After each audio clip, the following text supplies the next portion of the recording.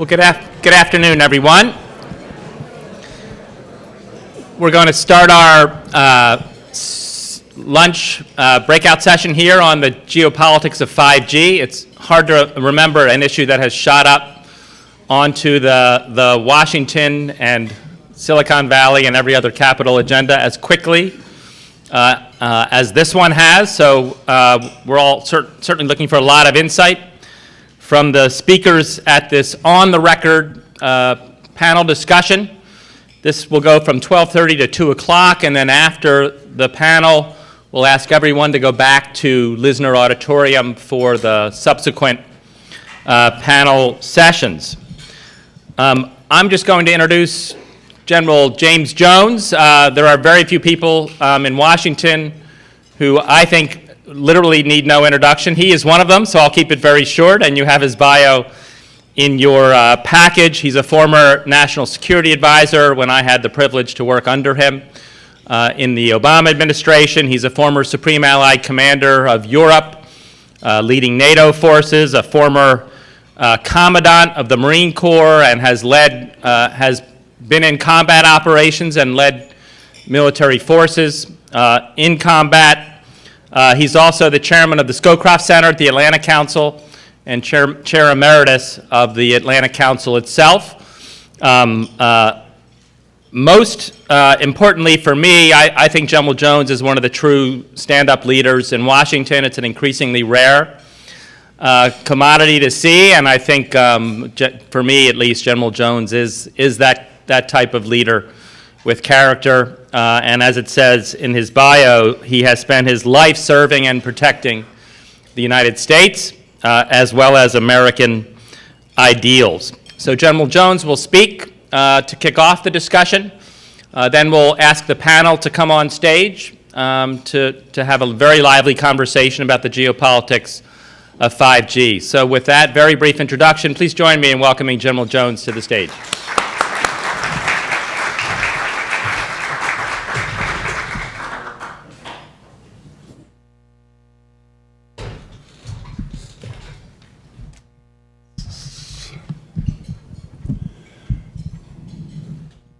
Thank you very much, Barry, for the kind introduction. Good afternoon, ladies and gentlemen. It's a pleasure to be here, and I'd very much like to thank the Atlantic Council and Denton's, Bank Polsky, and Texas A&M for organizing this important conference on this very, very important subject, building commonality in the domain of cyberspace. This conference brings together participants from around the country and around the world to discuss and debate how we can work more closely together with allies and partners in shaping the cybersecurity environment of the future for the better.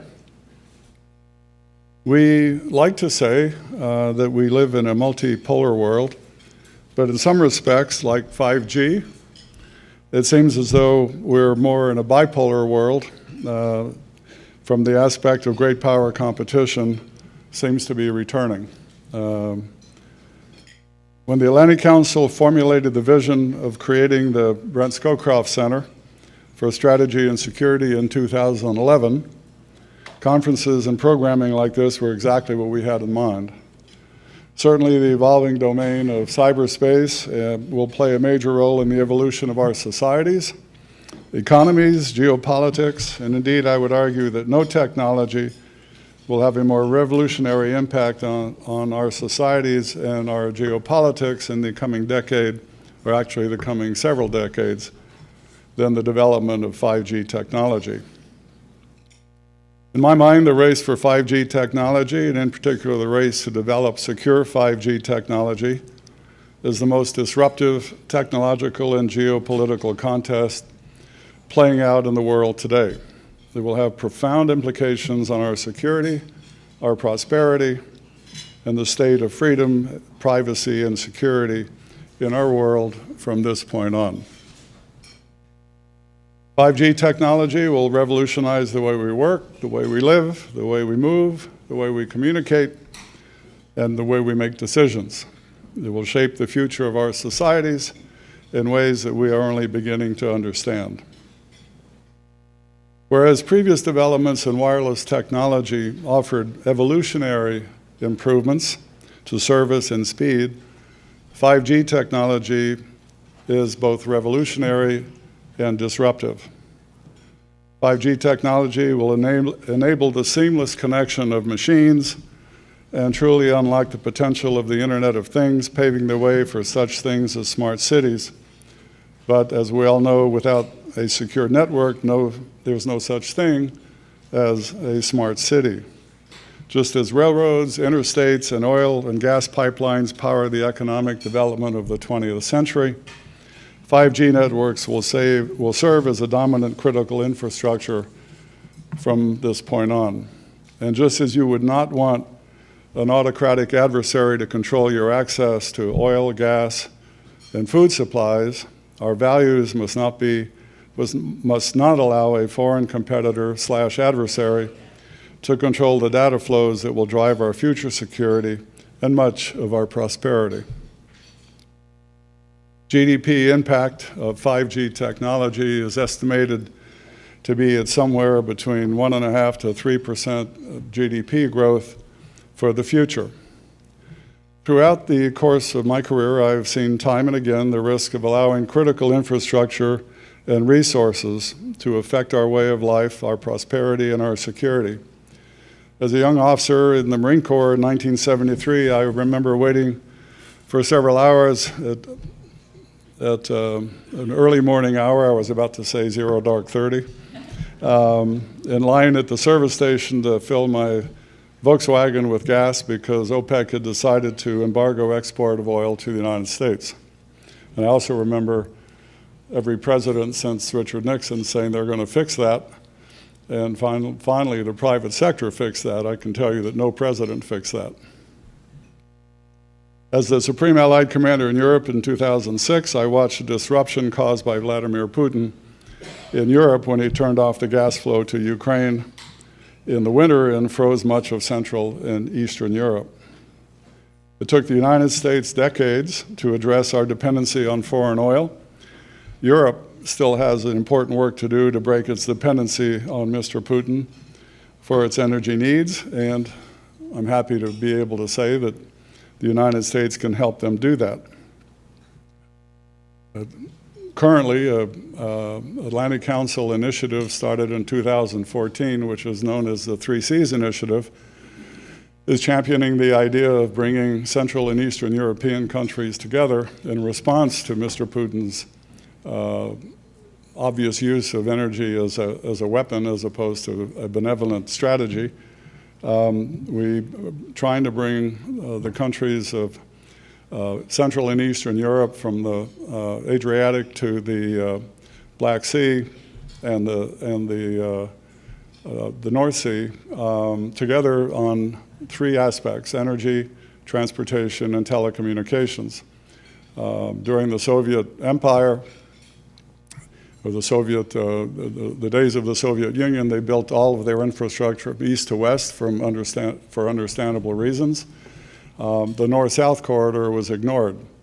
And this is not quite a Marshall Plan for Eastern Europe, but it's something that 12 countries in Eastern Europe have willingly and enthusiastically signed up to. It's endorsed by the European Union and supported by the United States as a new expression of how we can make a difference in the European landmass, a new type of 21st century transatlantic relationship. So given the speed of technology development and the importance of 5G, the United States and our allies cannot afford to once again find ourselves vulnerable to the autocratic and sometimes adversarial control of our critical infrastructure. I would argue that the race for 5G technology, particularly between the United States on one side and China on the other, is no less important than the Manhattan Project of the 1940s and the race to put a man on the moon later on in the 20th century. The winner of this race is likely to shape the economics, geopolitics, and perhaps even the security of the rest of the 21st century. China has shown that it fully understands the stakes. It is for that reason that the PRC offers subsidies for Huawei and other companies like it to aggressively market that technology around the world. They have the momentum, They've done it well, but we'll see how it plays out. China understands that the race for 5G technology is the 21st century complement to the Belt and Road Initiative. Its leaders aim to link the world's physical and digital infrastructure back to Beijing from all corners of the world. If China wins the race for 5G technology around the world, it will exert geopolitical influence as well as economic influence among key allies and friends of the United States as well. I've seen the effectiveness of the campaign through my travels across the world, including Europe, the Middle East, and Africa. In each location, I'm told that Huawei is, quote, fast, cheap, and reliable, and, more importantly, already here. But when I ask most interlocutors if they believe that Huawei offers secure technology, the answers are quite different. It is because of the importance of security to the development of 5G technology that I prefer to emphasize the geopolitical importance of secure 5G. There is a huge difference between regular 5G and secure 5G.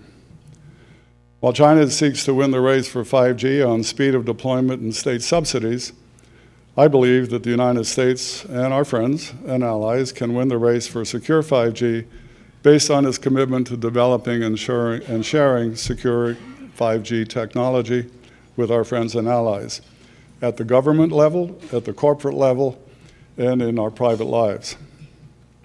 American innovation will soon produce technology that can offer secure 5G networks. Secure 5G will protect user privacy, harden 5G networks to the risk of devastating cybersecurity attacks, and remove the risk of backdoor intrusions. It will also protect the intellectual properties that are being exploited at a fairly regular pace in this day and age. Imagine for a moment living in a smart city built with not secure 5G technology. Or imagine sitting in an autonomously driven vehicle in a pack of driverless cars on the interstate powered by not secure 5G technology. A cyber attack on a not secure 5G network would cause catastrophic loss of life in these scenarios and would pose an unacceptable threat to our societies. Secure 5G is also the only pathway to ensure our privacy and valued liberties in a world increasingly populated by autocratic regimes. We witnessed firsthand the extent to which the West's liberties can be put at risk by the use of technology from dictatorships. Free societies in the United States and around the world should be wary of allowing their critical infrastructures to be designed by autocratic dictatorships that restrict their citizens' right to privacy and their right to individual liberties. Finally, secure 5G can have important implications for America's networks of alliances and the allied interoperability that we worked for decades to secure. It's worth recalling that America's asymmetric advantage over China, Russia, and countries like Iran in the geopolitical competition for the future is our rich and vast network of allies and friends, particularly through our treaty alliances with North Atlantic Treaty Organizations, Japan, Korea, and the Middle East. These rich and diverse friendships and alliances are forged through shared interests, common values, and the ability of our armed forces to operate together. The interoperability of our future alliances will be underpinned by networked weapons and command and control. If our treaty allies and key military partners develop less than secure 5G networks, the ability of our alliances to function in a secure fashion will be put at risk. For example, the United States will have to assume that any ally with Huawei 5G technology could serve as an unwitting 21st century Trojan horse. It would be a pity if America's long-standing alliances, which have withstood decades of ups and downs and pressures from our adversaries, were weakened by hasty and short-sighted technology acquisition processes from within just because it's less expensive. Given the groundbreaking importance of 5G technology, secure 5G technology, I was pleased to note that the Trump administration has taken some steps to accelerate the deployment of 5G in the United States and to educate our friends and allies on the strategic consequences of the technology. For example, would you buy voting machines from Russia? And if the answer is no, then why would you buy technology from Russia or China that will, for a long period of time, inhabit your critical domains? I hope that this panel can offer some perspective on how the United States can work more closely with our allies to accelerate our deployment of secure 5G and better coordinate our efforts to achieve a Western secure 5G option that is price competitive and also secure. I do appreciate the invitation to offer these opening remarks, and I look forward to the panel discussion which follows. It's now my pleasure to introduce Paul Triolo, who will moderate this exceptional panel that we have assembled for you. Thank you very much.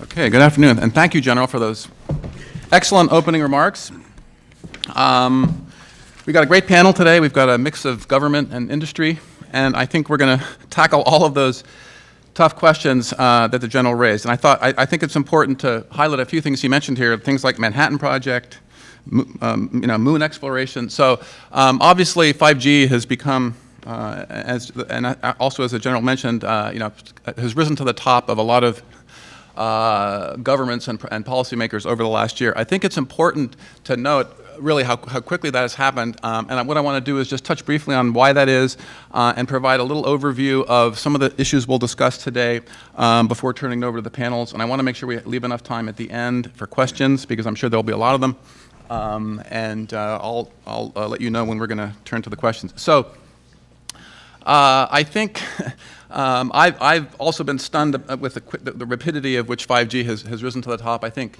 a year ago, nobody would have thought that the president would be tweeting about 5G on a regular basis.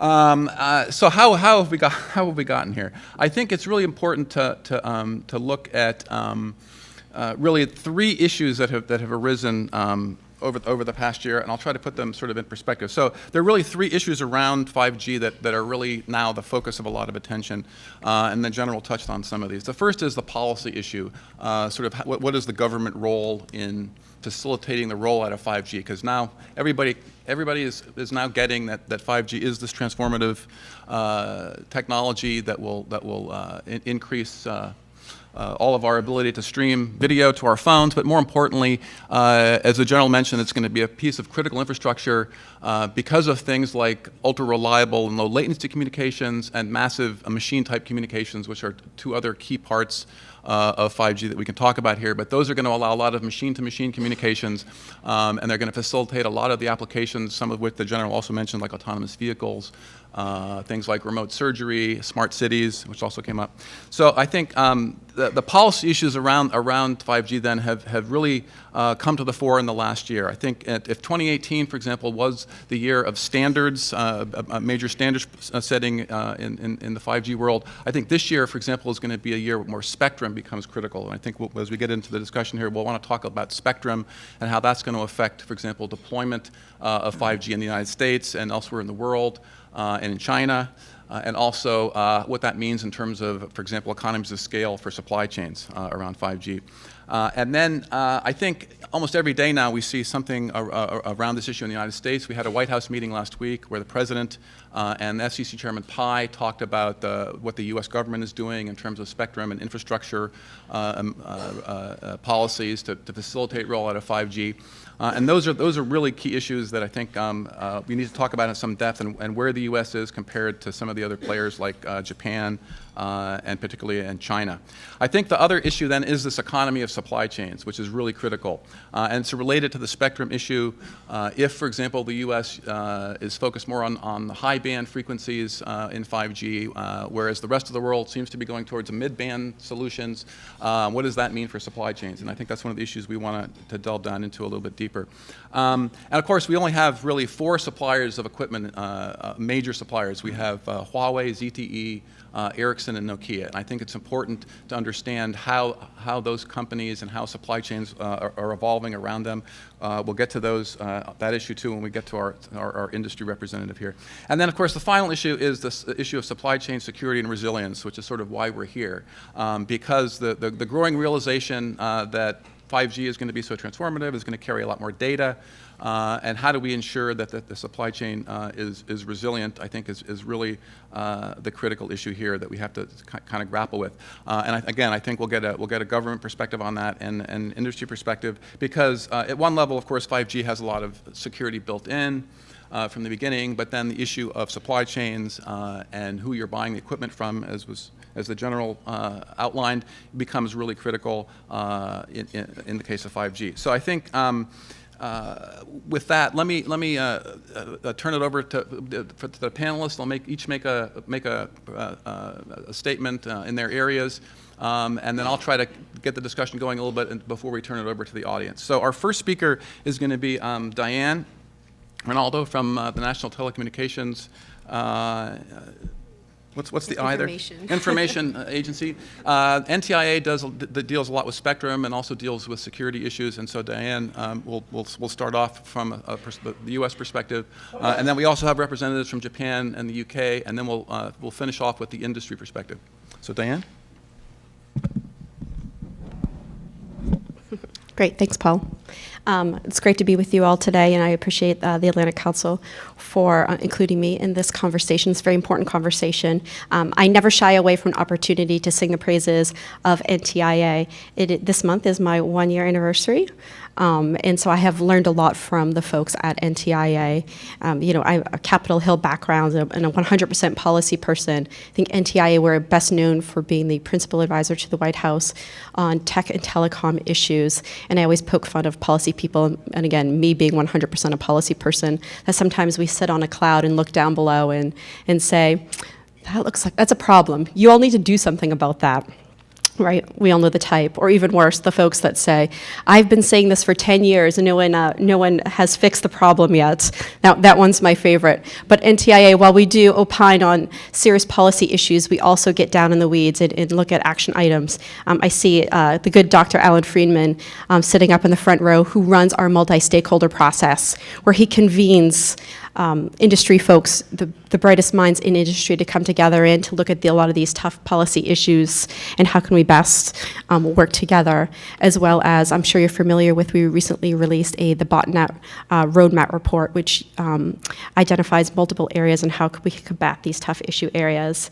So this and 5G security is no different than those issues. And I have had the benefit of working with, especially Kathryn, for a long time now on cybersecurity issues when I was at the House Intelligence Committee. So it's great that the same folks are looking to tackle the new issues that are upon us.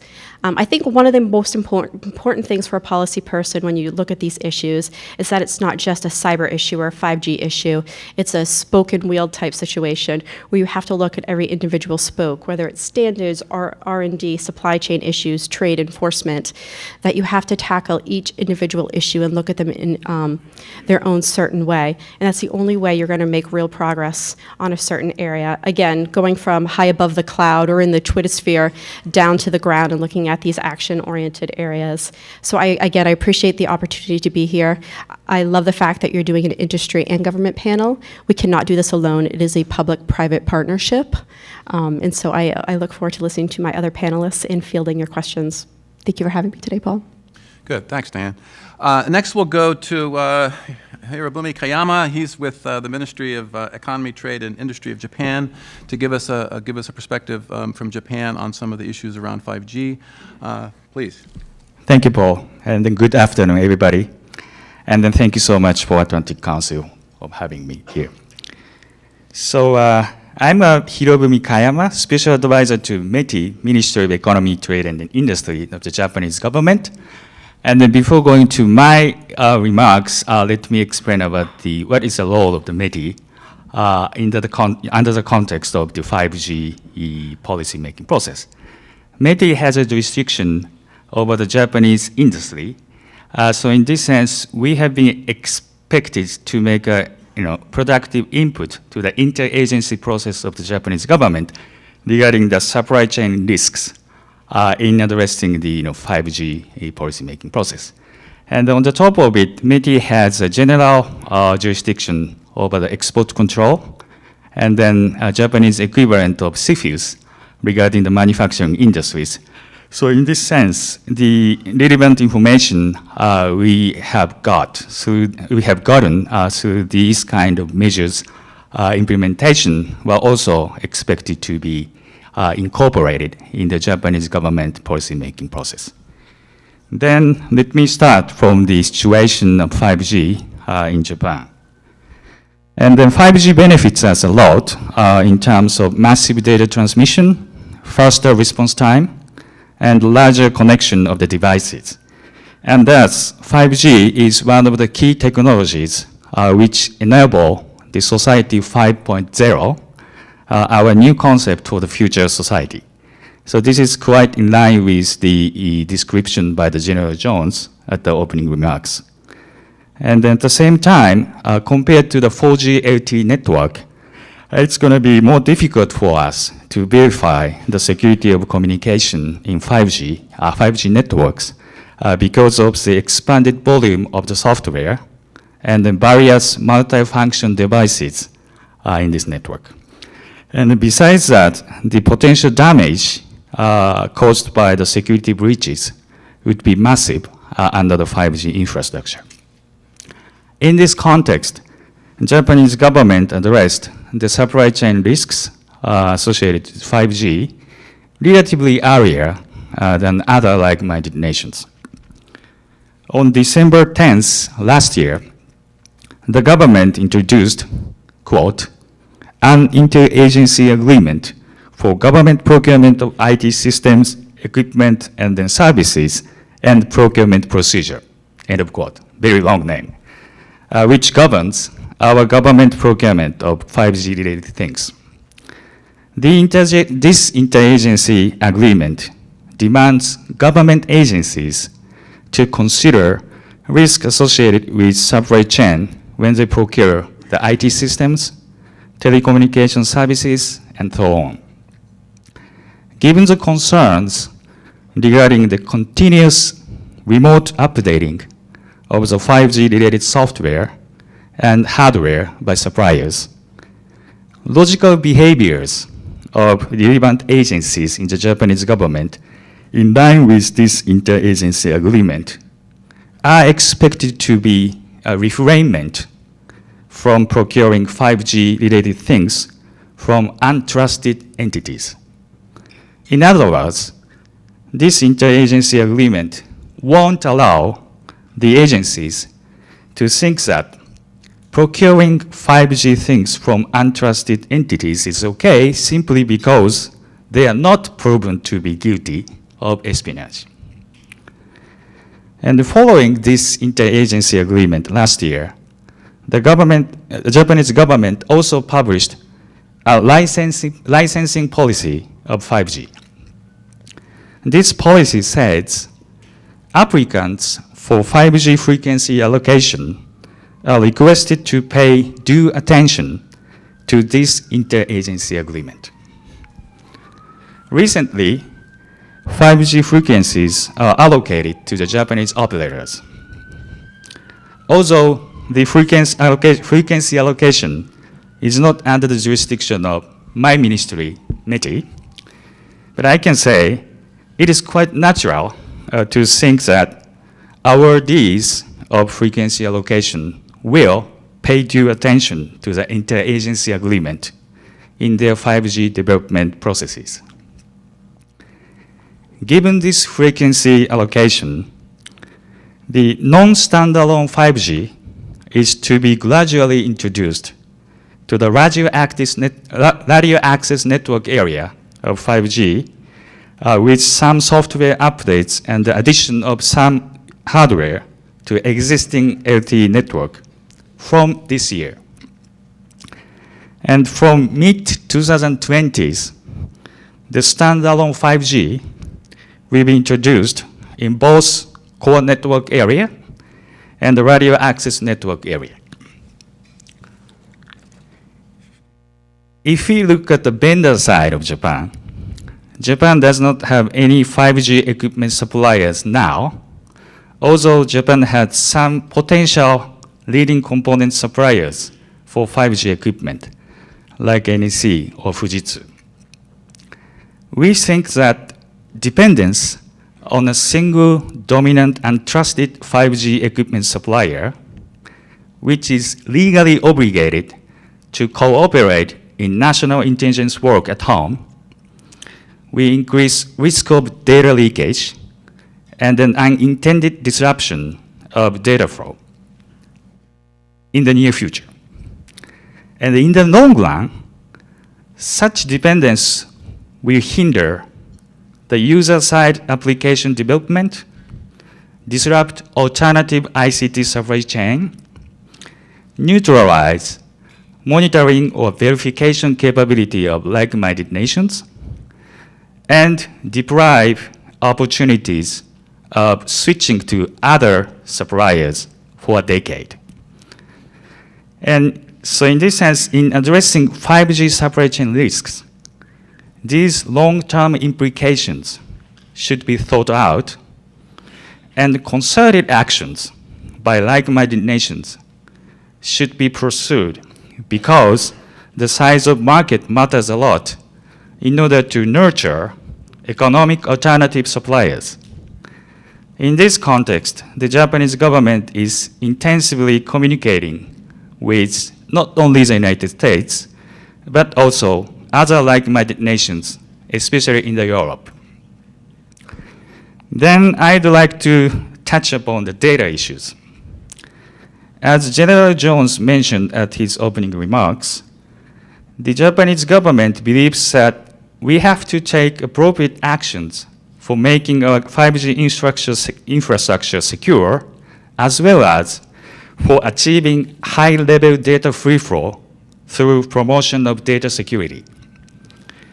5G is a kind of a pipeline of the 21st century in which data flows, and the oil was a through flow of the pipeline in the previous century, while data is equivalent to it in this 21st century. Prime Minister Abe proposed the concept of data free flow with trust. The abbreviation is DFFT, at the World Economic Forum in Davos this January.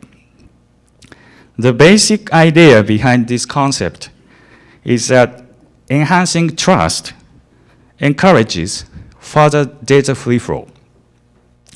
The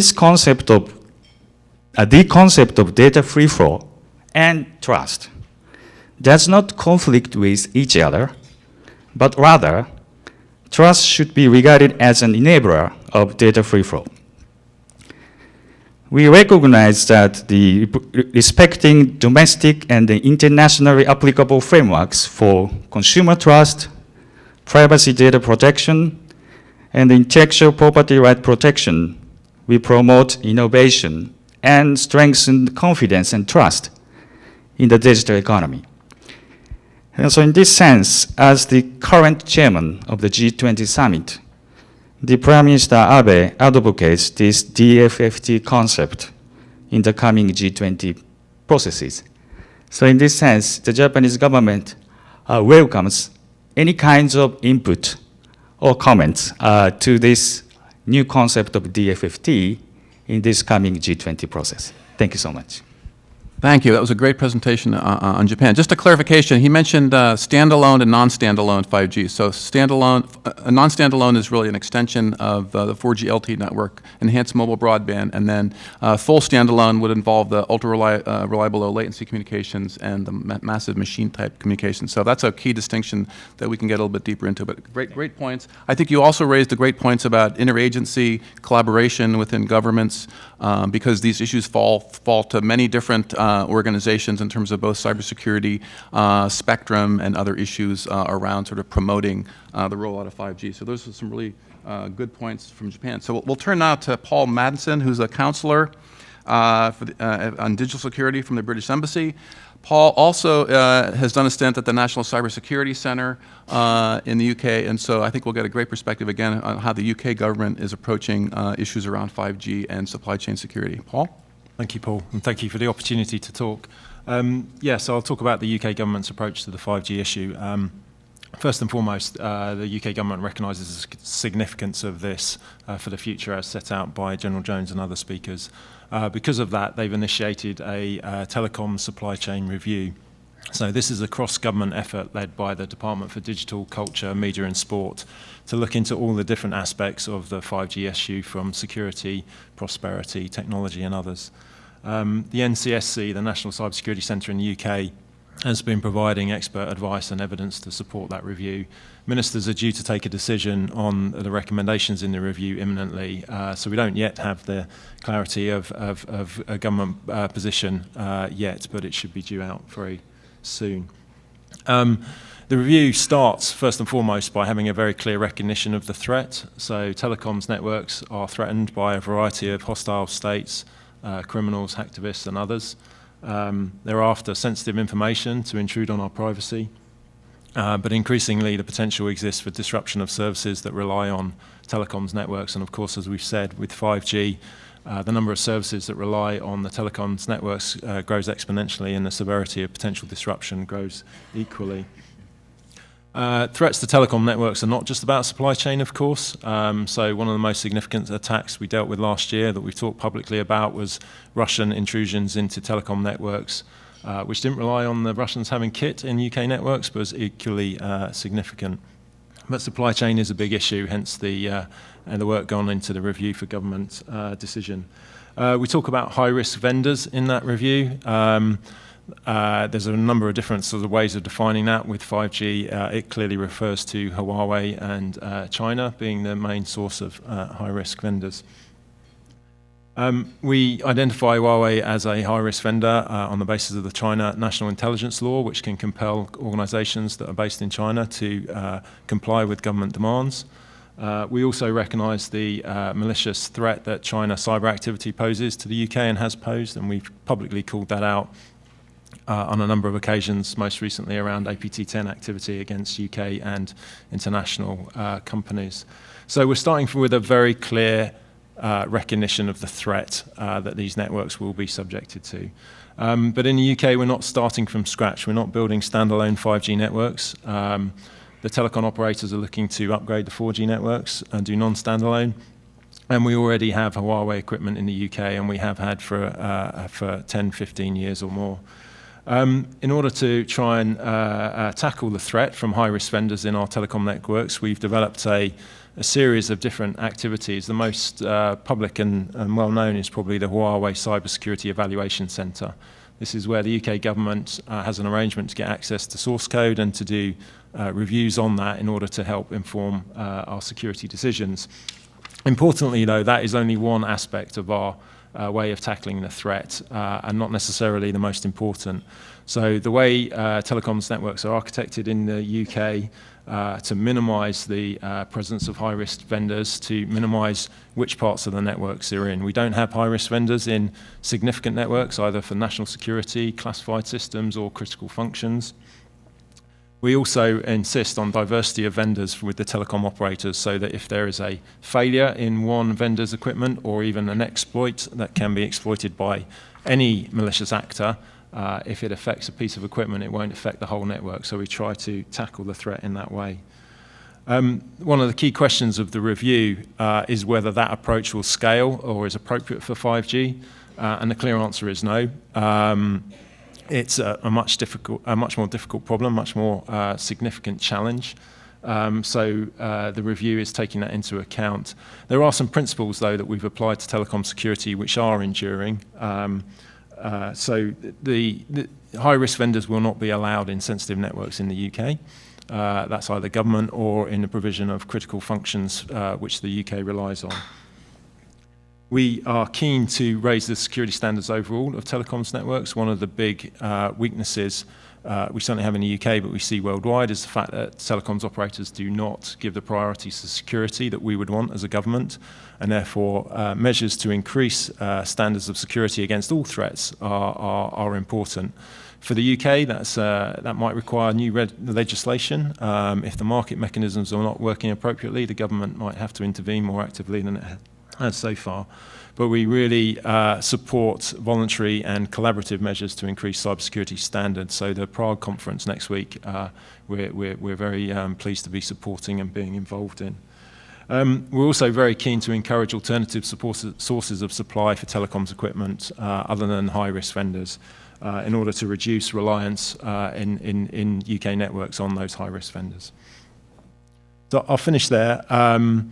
We're awaiting decision, but the decision for the UK will not be to have less security in 5G networks than we currently have in our telecoms networks as a whole. We'll be looking to increase the levels of security in the best way that we can. Great, that's great, Paul. I think you raised some really important issues. For example, the idea that supply chain is only one risk. There are many risks that are facing 5G networks. I also think you highlighted this idea of limiting problem vendors or untrusted vendors to certain parts of the network. That's an interesting approach. And also the idea that vendor diversity is also a key issue, and over-reliance on one vendor is also, in a sense, a security problem. And I think also your last statement about the UK paying attention to sort of overall raising the bar on security standards around 5G jives with the EU, or the recent EU paper that came out that is very much on the same wavelength as the EU. And so we can also delve into that a bit more. So I think we've raised a lot of really good issues. Let's now turn to an more industry-centric view. First up, we have Kathryn Condello, who's the Senior Director for National Security and Emergency Preparedness at CenturyLink. And she'll kick off the industry view, and then I'm going to follow with some broader questions before we turn it over to the audience. So, Kathryn? CenturyLink. I work for CenturyLink. I probably don't know many of you in this space, and you might be wondering why I'm sitting here on this bench with these folks to talk about 5G and international engagement. If you don't know CenturyLink, I think we're number 2 to NTT as being your global backbone. I mean, to give you a sense of how big it is, we run over 114 billion net flow sessions a day just to sort of watch stuff happening. We monitor over 5,000 command and controls, and we take down over 25 a month. So we kind of have a unique, I call it a penthouse view of the global cyber ecosystem. Now, in my particular role, though, I also have the opportunity to work a lot, not only on behalf of CenturyLink, but very broadly within the communication sector with the folks that are in the cable providers, the wireline, the wireless, the satellite, the broadcasters. And we jointly work on issues that might have systemic risk to the sector that CenturyLink alone, or AT&T alone, or Charter alone can't fix, and something that we need to do either collaboratively or generally more likely with government. And so in that space, we have been approaching not only this issue, but other issues from a number of different venues, whether it's at a strategic level where, our President's Advisory Committee, which is comprised of telecom providers, is in the process of putting assessments about, in essence, the question is, how do we deal with the strategic supply chain issue, putting aside 5G, okay? What's the next one over the hill? We certainly at this level in the sector do a lot of the planning, and more than 100 representatives from IT and comms companies are actively engaged today in a major effort associated with the ICT Supply Chain Risk Management Task Force don't ask me to scrim it out. It's just too much. But more than 100 representatives, supply chain professionals are working at, I'm going to call it sort of at the detail level about, do you have blacklists? Do you have whitelists? What makes a qualified bidder?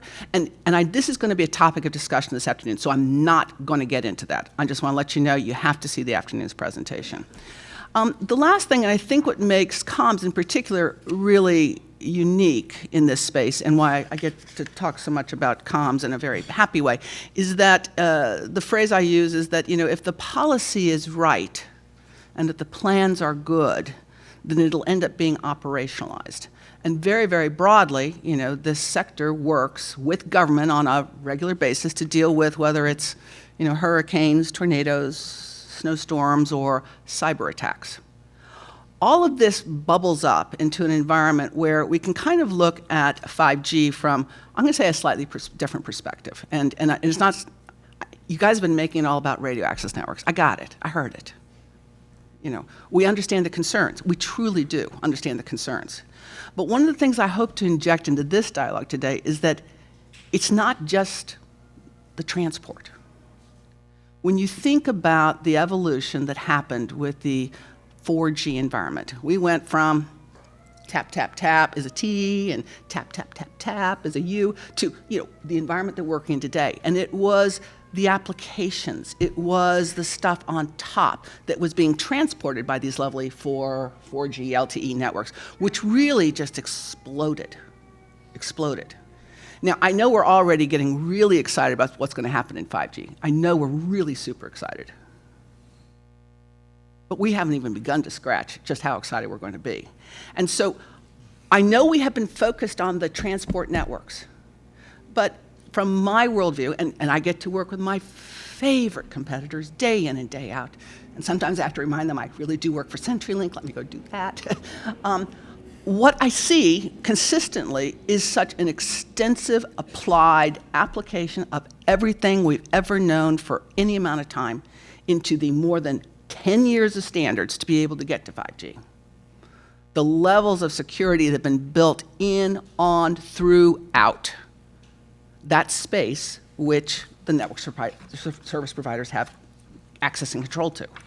Further, I see them like working with, let's say, the consumer technology folks, the Samsungs of this world, the people who are starting to look at what are going to be the things and the applications that run. I see them building on sort of the secure kind of containments and platforms so that we can go.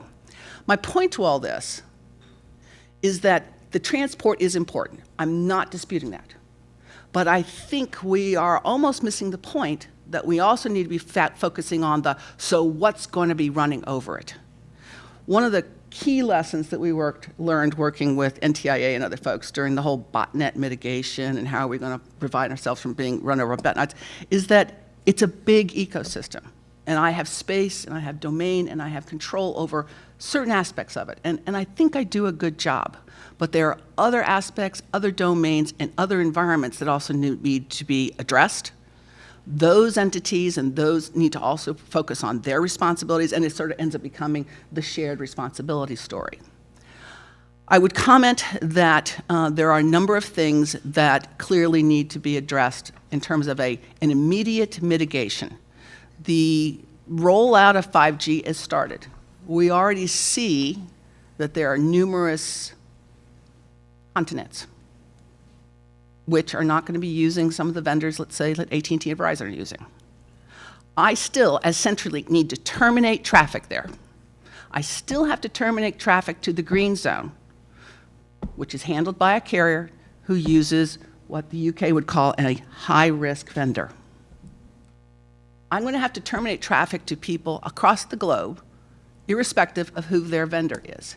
So the real discussion point needs to be, one, how are we going to educate the end user who's going to buy the smart city, smart house, smart whatever environment? How do we work on sort of developing the mitigation so that even though I have to transport DoD traffic from Washington, D.C. to the green zone, that they have a higher level of assuredness? And finally, what can we do collectively so that we can even out the playing ground so that maybe the higher risk vendors have to take more activity, more action to sort of raise the bar to being as competent as perhaps some of our other favorite players are, and at the same time, how do we also structure it in such a way so that the vendors that we do love, whatever, have a greater opportunity to get into these markets? And so I look forward to the conversation. Excellent, excellent perspective.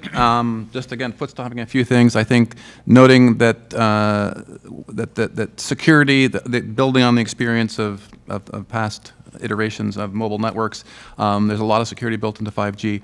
And then again, I think that issue of that it's not just the RAN, it's not just the radio access network, that it's really the whole system architecture that has to be looked at. I think that's a great point. So for more on that, let's go to Brian Hendricks, who is the head of technology policy and public affairs at Nokia. And Brian is going to give us a really good perspective from the vendor point of view in the industry. Brian. Well, thank you very much, Paul. Thank you also to the Atlanta Council and all of you for giving us such a big piece of your afternoon. I had more extensive comments. I'm going to truncate them a little bit because I'm cognizant of the fact that I'm standing between you all and questions. I want to start by pointing out I think that Nokia's perspective is perhaps unique and very comprehensive in the sense that we operate in 140 different countries. So this isn't the only place we're building networks. And we are really, with apologies to our competitors, the only non-Chinese vendor in the world that offers the full end of technology end-to-end, routing, optical, microwave, radio access networks. And so in some respects, I think people are starting to turn their attention to Huawei versus Nokia because we really are the only two entities in the world that have the full complement of technologies. I want to say one thing about the race to 5G and the U.S. market before I pivot to talking about security and supply chain. I think the general used the race to 5G in the only context that I'm really happy about, which is a sort of sober realization that it has very long-term and lasting consequences. But unfortunately, a lot of the time when people talk about 5G, and we're guilty of this too, we talk about it in a marketing and sales professional context, and that really obscures the importance of the debate. Because the truth is, with that perspective of the global visibility, I can tell you that there are several markets that are doing quite well in positioning for 5G. That includes the United States. And it really isn't a China versus United States issue. We have counseled U.S. policymakers that they need to be cognizant of Asia writ large because the pace of movement across all of the countries in Asia, Japan, South Korea, China, but also in Oceania, you have Australia and others moving very quickly on some of the key spectrum items that are going to put them in a position to scale very quickly and to evolve the 5G deployments that you're seeing now to the full capability set of 5G. And I think that's really the important measuring stick, not who turns up service to someone the fastest, regardless of what that service actually is. It's who is going to get nationwide coverage of a fully capable 5G network of the kind that is giving you peak data rates of 10 to 20 gigabits a second with zero latency. And the truth is nobody really knows how that's going to turn out at this point. We can guess, and we can certainly look and see that certain countries are positioned better than others. With respect to the United States, I think we have raised some concerns about the spectrum reliability issue.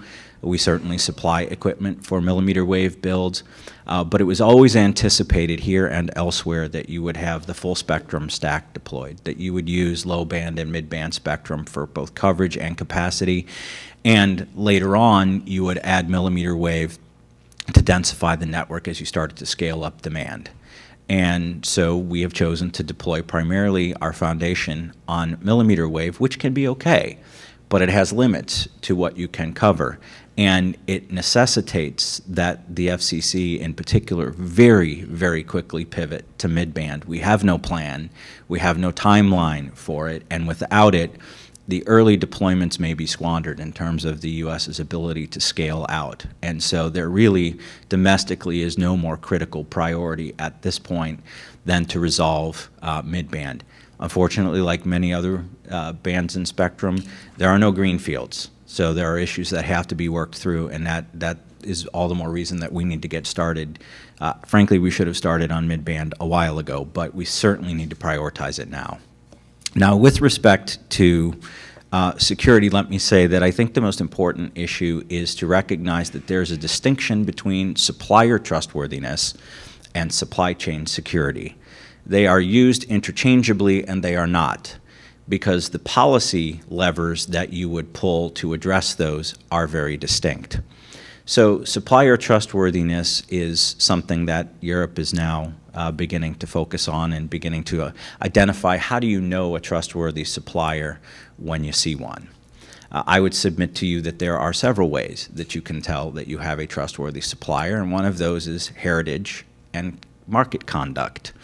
When you look at suppliers like Nokia with a 154-year heritage as a business, chronically listed among the most ethical companies in the world, and a very clean compliance record when it comes to things like showing fidelity to domestic laws, not bribing people, not violating export control rules or sanctions regimes. That's a pretty good indication that you're dealing with someone that adheres closely to the law. When you look at how closely those companies have complied with the national security agreements that they have in place with the various countries where they do business, do you look at that supplier and say that's the gold standard of what we want to see in terms of transparency and working closely? And you can look at, again, a supplier like Nokia, which has multiple officers who are appointed to work with those governments, including one former head of the NSA. And you look at that conduct. And you also look at how are the companies structured. Are they transparent? Are they publicly traded? What do you know about them? Are they subject to the securities rules and regulations and disclosure requirements of a nation? Are they subject to civil liability from their shareholders if, for example, they got a request from a government to do something that would be offensive and troubling? For example, it has been suggested we do business in China, so there's the national intelligence law. Well, there's a difference between a headquartered Chinese company that's not publicly traded and Nokia if that request comes in. We have a lot of reasons to make sure that we comport ourselves consistent with our corporate charter, with our legal and compliance obligations, and to resist those types of efforts. So I think when you look across that set of criteria, you can start to flush out who you should have trust in and who you might want to have a little bit more suspicion, which I think is one of the reasons that you've seen where we do have the cyber centers created.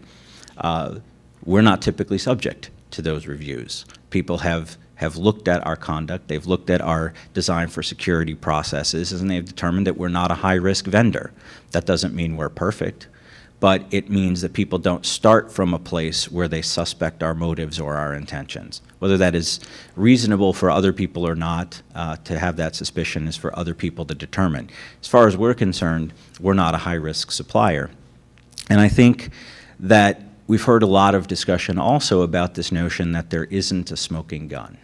And I would submit to you that if you looked, and you need only use public sources of information, even if there weren't a smoking gun, there are certainly lots of spent shell casings out there about the conduct of other people that you can review. And I think if you look at conduct, heritage, and history, you have all the information you need as a policymaker to determine who a trustworthy supplier and who is not.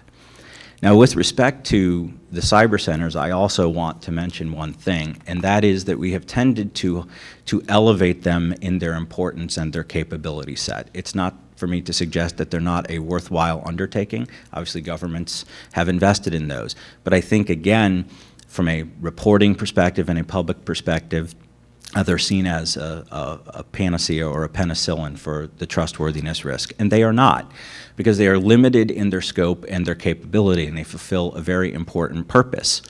They can help you, as they have in the United Kingdom in particular, to identify that you have at least one supplier that's got real quality problems.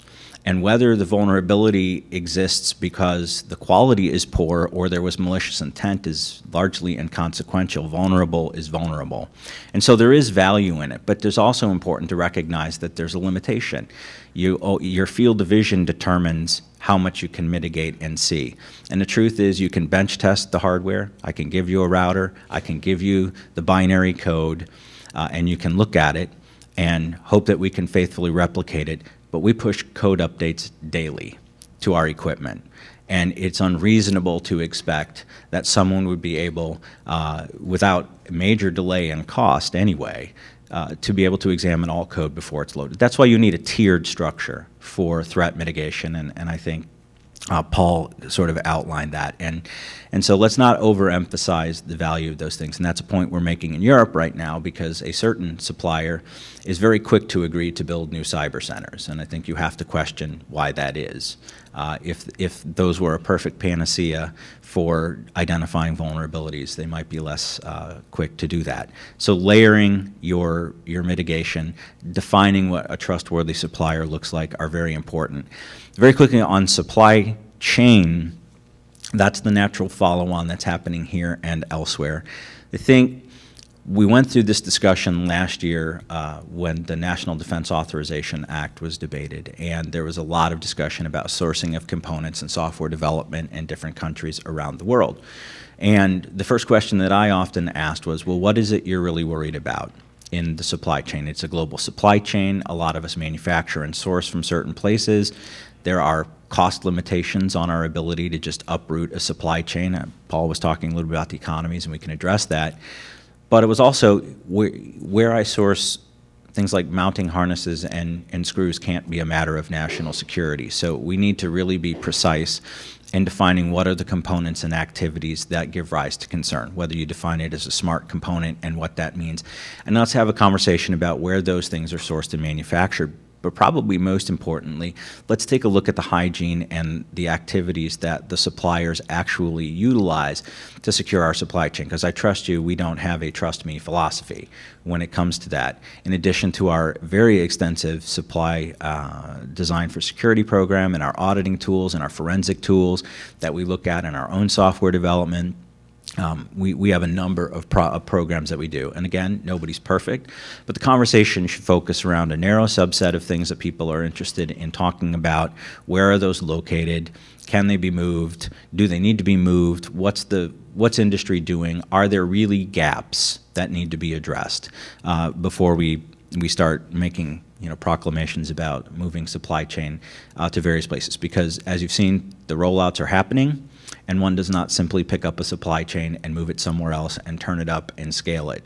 So there will be changes to the availability of equipment, and also, particularly when you're dealing with Chinese suppliers, if you're asking the other Western suppliers to move to other places, you have to be cognizant that they can internalize those costs a lot easier than the Western suppliers can with support from the government. So it's an important conversation to be sure. It's distinct from the trustworthiness issue, and I hope that we'll get into it more during the panel. Good. Thank you, Ryan. Great. Covered a lot of ground there. I think a couple of things I want to hit on. Just the DIB report, I think, is an important thing on the spectrum issue that you raised. The Defense Innovation Board just released a paper about a week and a half ago dealing with the issue of mid-band versus high bands and where the U.S. is, and recommended faster movement on this issue. So I think if you want further reading on the spectrum issue, it's a pretty good paper. Doesn't get too highly technical, but it lays out all the issues there very nicely. I think on the supply chain and trusted supplier, I like that distinction.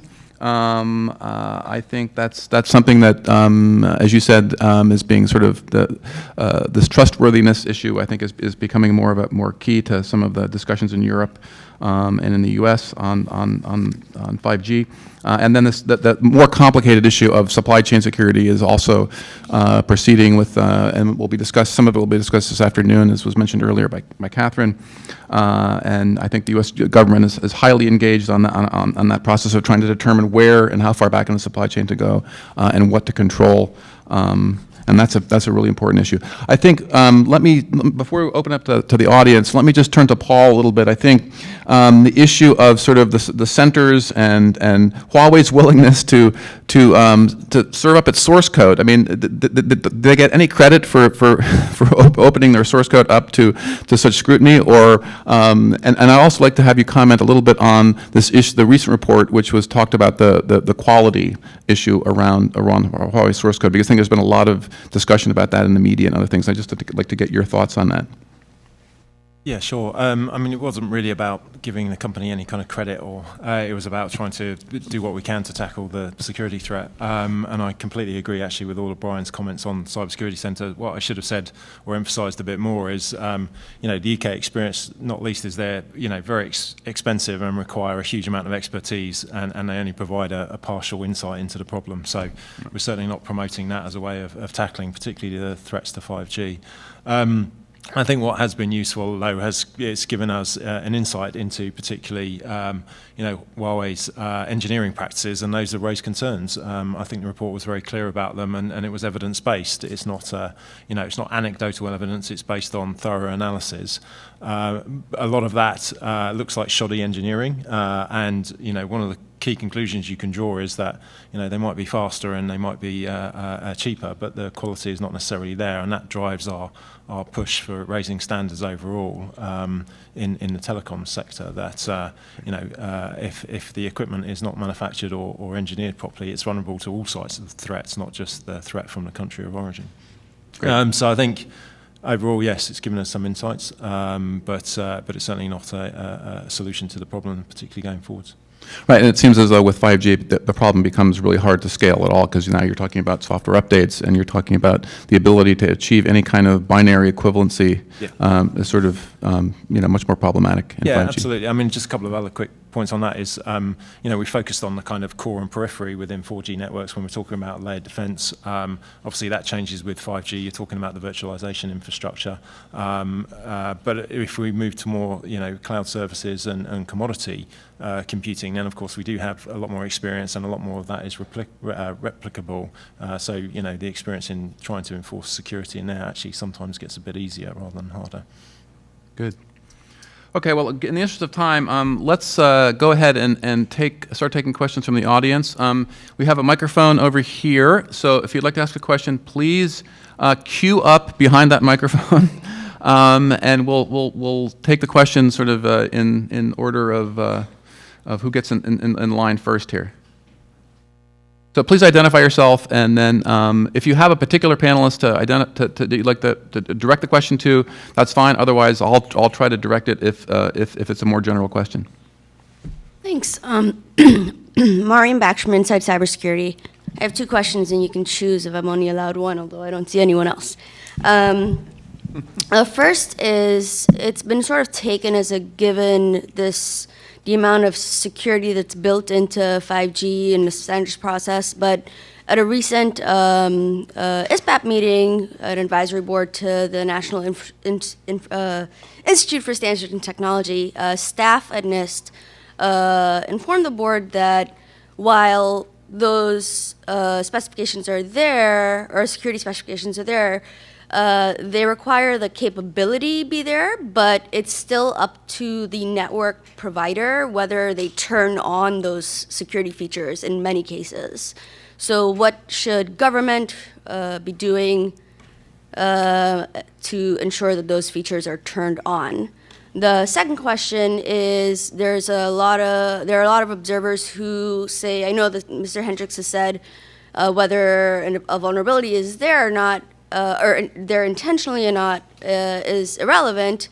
But many observers say that there is need for comparable testing of Huawei's competitors to see whether those shoddy engineering practices are maybe more widespread than we think. Cool.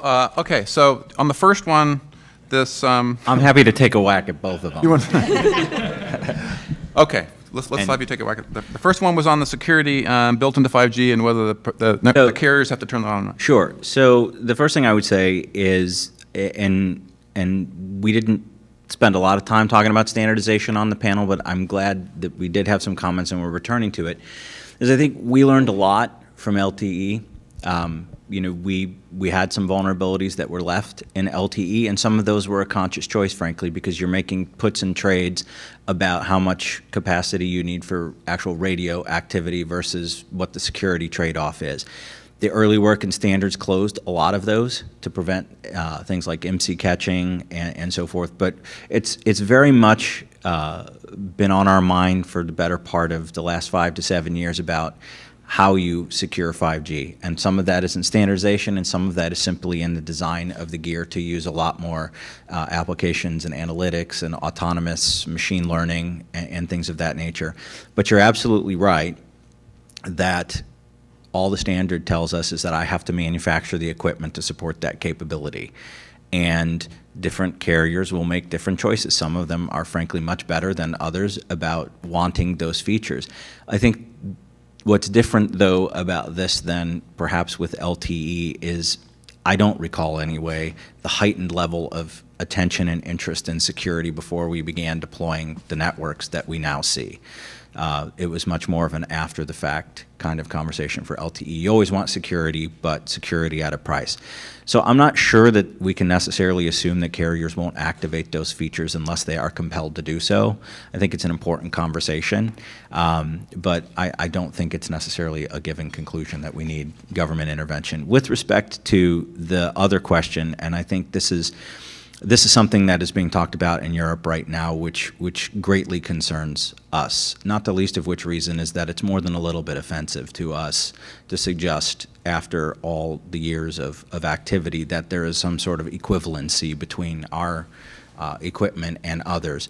But I think the answer there is not to create post-certification testing, because I think you have to be cognizant of the limited security dividend that you get versus, again, the cost. When you're dealing with a state-supported entity or entities that can internalize those costs, if you're going to make a decision to do something like that, you had better be very certain that you're going to get a high security dividend, because the impact to the margins and the capability set of the other suppliers who have frankly shown no reason to believe that our quality or our design is in any way, shape, or form more vulnerable than you would expect. There are always going to be coding errors and things, which is why we always do software patches. You'd have to look at things like the auditing tools that we give to our own customers.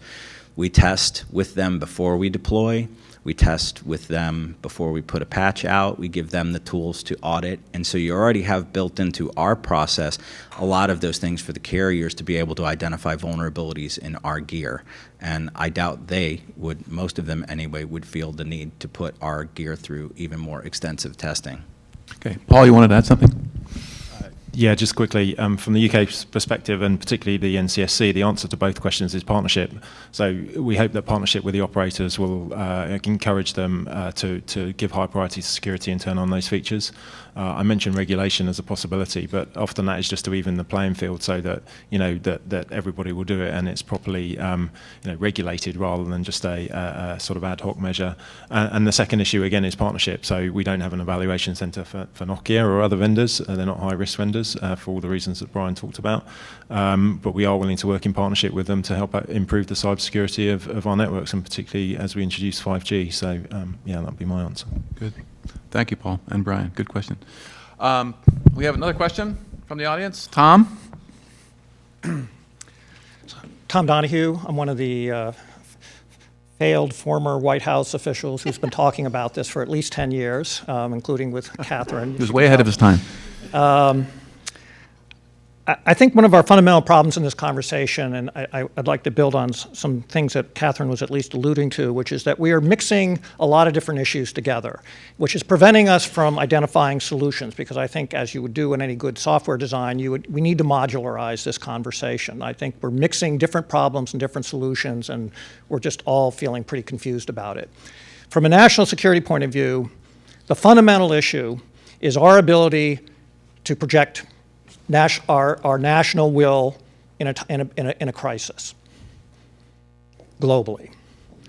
And therefore, what we are primarily worried about is our ability to have the telecommunications. I can encrypt and do all sorts of other cool things to solve various issues with security, maybe. But the fundamental issue is, will the communication even be there? Will I, in fact, be able to project force at a time and place of my choosing in a crisis situation? Will our critical infrastructure, in fact, still be functioning in a time of crisis? That, to me, is the fundamental issue. This has been the fundamental issue that's been part of policy conversation for a very long time. But at the same time, I think we also are dealing with an industrial policy issue, which is that we essentially, as at least in this country, and I won't speak for the UK, but in this country, we essentially said, bye-bye industry, and we let a critical portion basically dissipate and walk away from us. And now we're unhappy about that. So my question is the U.S. government going to be satisfied with a non-U.S. provider? In other words, Ericsson and Nokia. I'm not saying we should or shouldn't be. The question is, are we in fact going to be satisfied? And if we are satisfied, are we prepared, is the U.S. government prepared to do anything to ensure the success of those companies such that we in fact continue to have them as choices? Because what we've seen over the last 10 years is a collapse of this industry down to a smaller and smaller number of players. What is the U.S. government prepared to do? What is industry prepared to accept in all of this?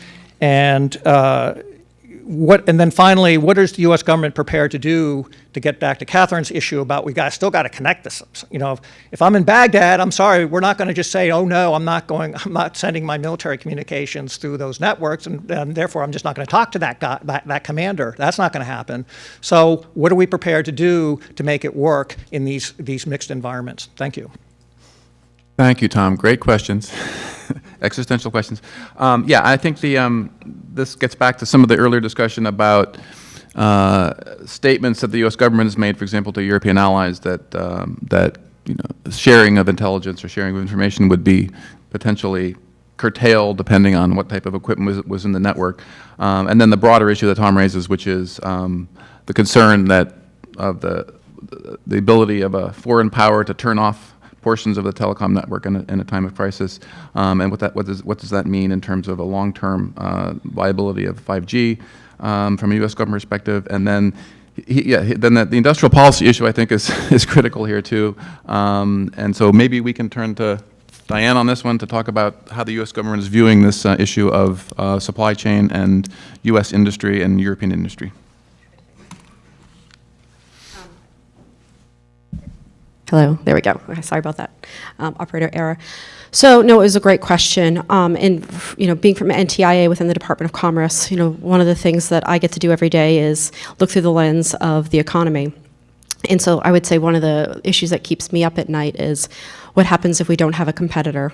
There are 4 major companies currently serving in the RAN space. What happens if we have a Standard Oil type situation where prices are dropped, market is flooded, and then we only have one player?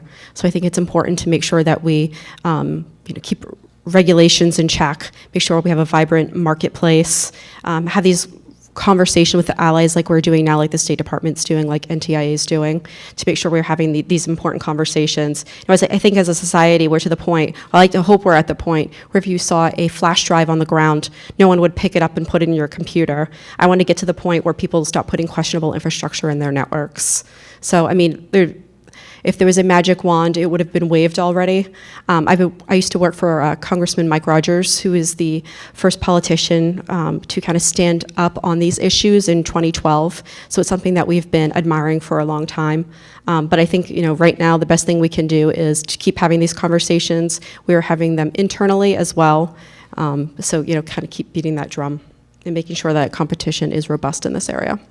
Right, and I think that's a good answer. I think that the question you raised about keeping the number of those suppliers, I think that one of the worst nightmares of U.S. carriers is they've excluded, and the U.S. has excluded 2 of the 4 players, and then the rest of the market may not scale the right way, and one of those other players goes out of business, and then you're down to 1 player. One comment? Yeah, sure. So we have an obvious interest in what the United States government does here, but I would like to make the following point, which is we should remain focused on how strategic and comprehensive China has been in projecting beyond the Asian market what it's doing. It utilizes what I describe as the whole China approach, and I'm not denigrating this by any stretch of the imagination, but it involves a full use of their diplomatic resources to engage country to country in bilateral relationship and opportunity building. It involves significant investment in the civic infrastructure of developing countries like universities and the education system. And then they come and they present a full panel of technologies. It's not one company showing up and saying, buy my one solution. It's integrated. It's across multiple sectors. And then the banking system comes behind and says, and oh, by the way, we'll give you structured financing deals that realistically no other commercial bank can meet. And it's been quite successful. I have the whole hemisphere, so I'm seeing this play out in real time in Latin America.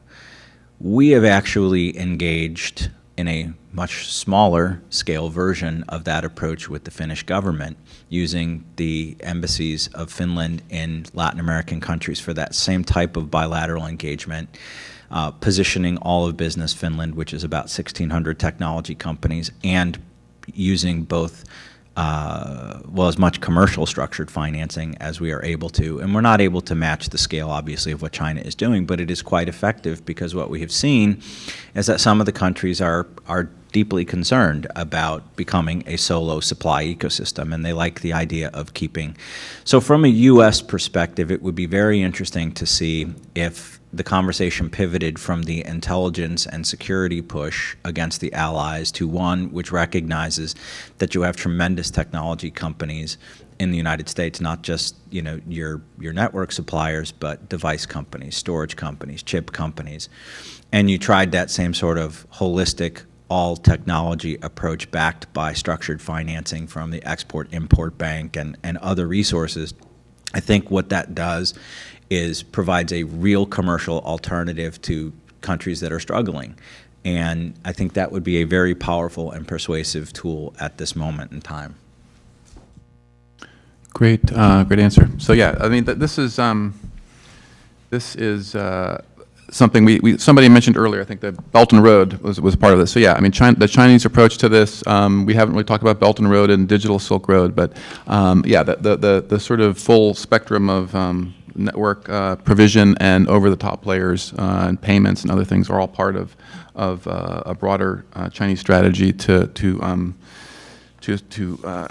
don't want to say dominate, but to certainly be a huge player in the next generation. And I think that innovation piece on top of 5G is something people really miss. And I think when you talk to U.S. companies, there's again a tremendous amount of innovative capacity in the U.S. So this issue of who gets first to some more broad deployment of 5G. In some cases you hear that, well, that's not so important because the U.S. has this huge capacity, but I think there is still this sense that China is going to roll out and get to something like a full standalone network sooner, at least in certain markets and with certain densities, and that's going to give them an advantage in other countries in terms of innovating on top of the 5G platform and then pushing that model even further in things like Belt and Road and Digital Silk Road. So that's definitely a concern. Do we have any? We have another questioner, please. Thank you. My name's Nicholas. I'm a college student at American University. It's a fascinating and enlightening conversation, so thank you. Just wondering if you could please speak to the DTTF in Japan going forward, and also if Huawei potentially could be that Trojan threat in England particularly, and in other places going forward. Thank you.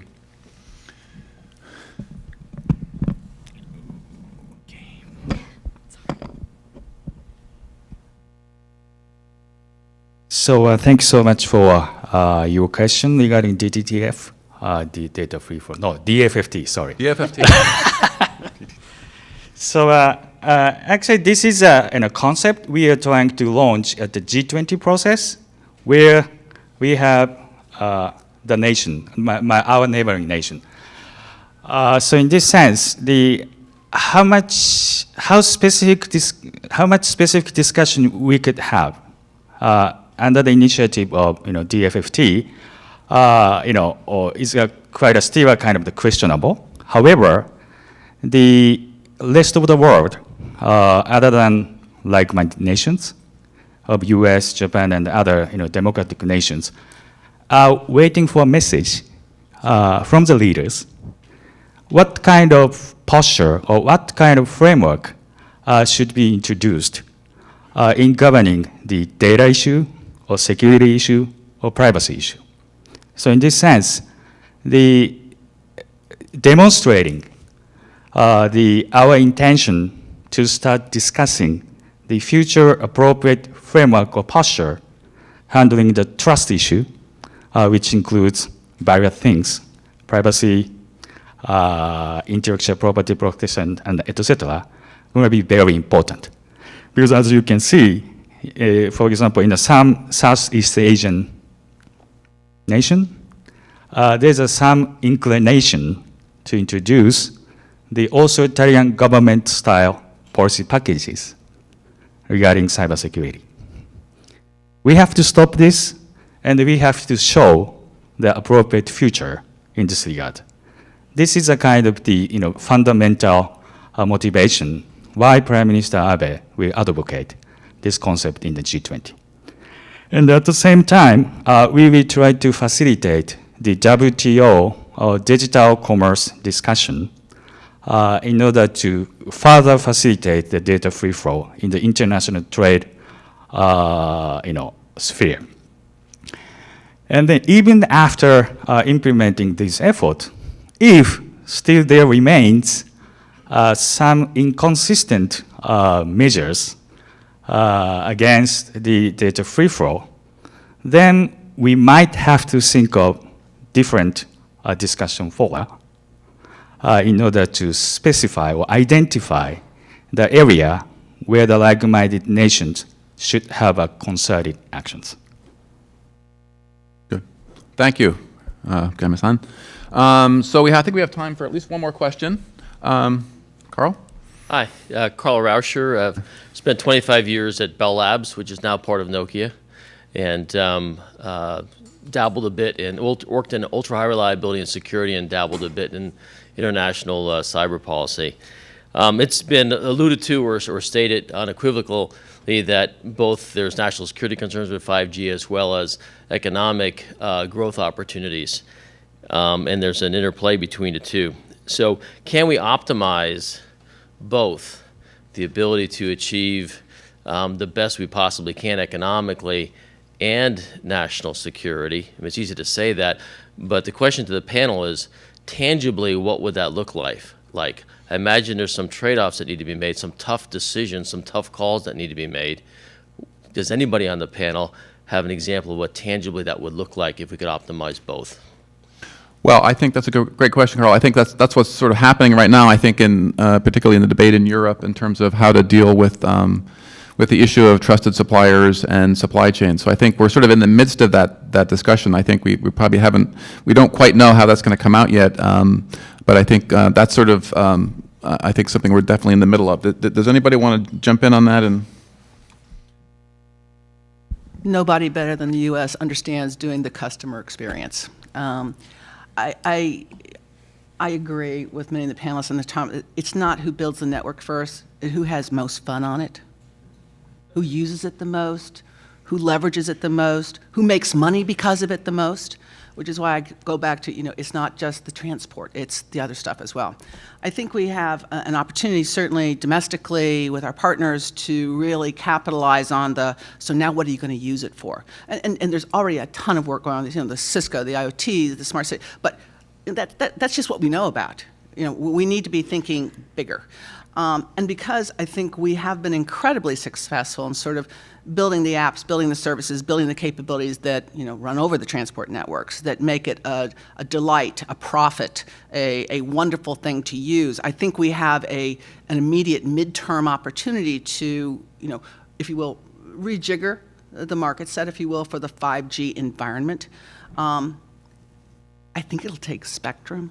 Sorry. Because you want a good sandbox. I think that makes it really helpful. But I do think that's one opportunity to sort of skew it. Additionally, I do think that there are some sort of midterm, I'm going to call muscle flexing, that can be done. Once again, I think that we are seeing sort of some of the preliminary layouts for how the radio access networks are kind of laying out. But I do know there's a lot of discussion, certainly among many of the vendors, maybe not some of the Chinese ones, about how do you sort of introduce a level of interoperability, which allows one sort of market access into markets that maybe were a different vendor before, but if it becomes a standard, it sort of becomes something that maybe the previous owner can now have back to more diversity within their own network, which is good. It's the supply chain 101. And by having that kind of diversity as well as the interoperability, you might also be using that as a leverage point for maybe the vendors who want to be interoperable, or maybe they don't want to be interoperable, but they have to be interoperable to get the business to sort of raise the level of their own engineering. So once again, it ends up being an opportunity to maybe carve out new opportunities for market entry, maybe to even out the caliber and the quality of the infrastructure. And once again, I do think that nobody does a customer experience in terms of apps better than we do. So just very quickly, yes, on the openness and the interoperability question, our Nokia's view has basically been that we should be able to compete, and swapping should be an option for carriers, frankly.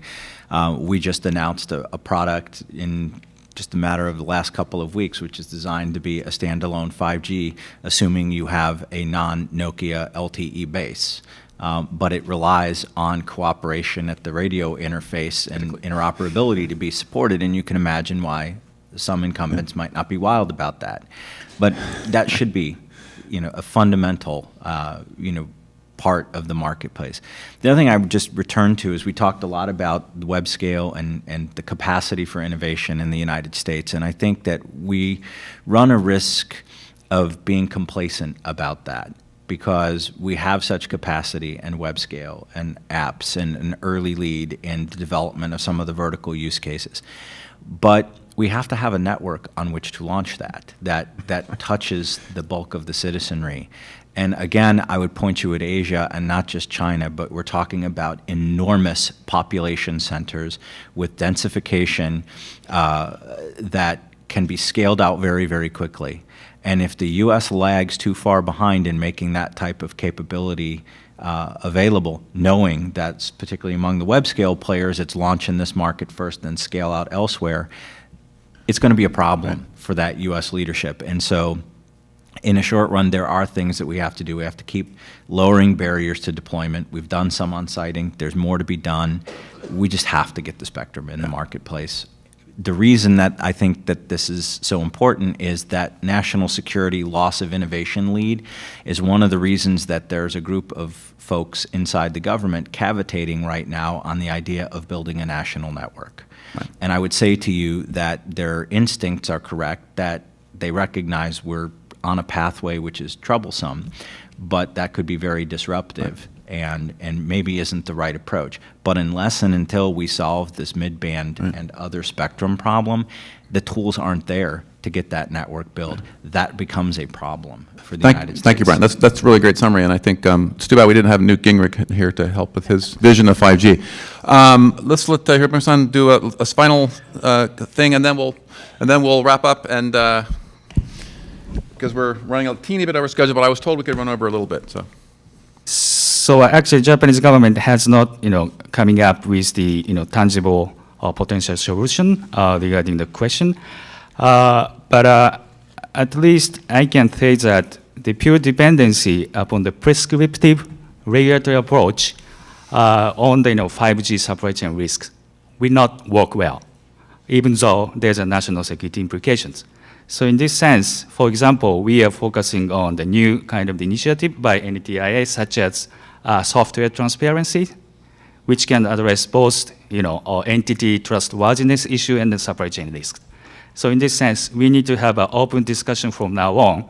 And one of the reasons why showed our kind of the 5G rollout schedule is that until at least the end of 2020s, our 5G deployment as a standalone 5G has not been completed. So in this sense, we still have several years in order to come up with effective, tangible solutions on this issue.